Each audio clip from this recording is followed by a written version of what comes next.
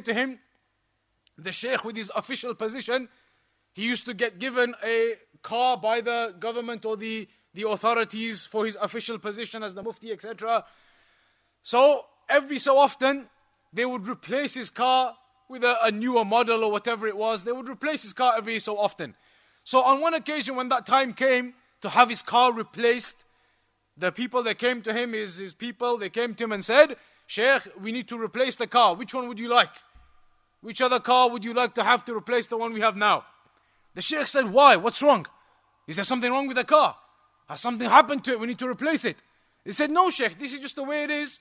This car now, it's been here for a year, 2 years, and this is the way now that the authorities, etc., they provide you a new car now. You can get a replacement, a newer model.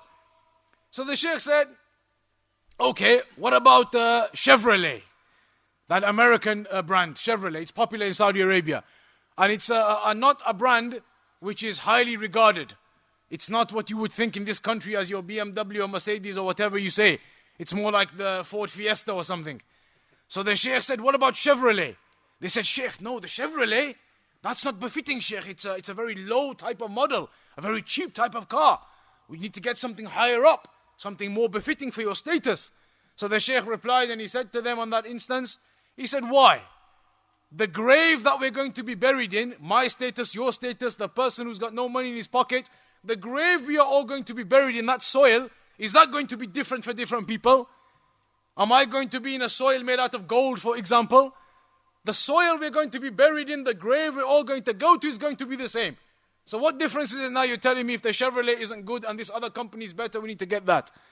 This is how the Shaykh used to respond.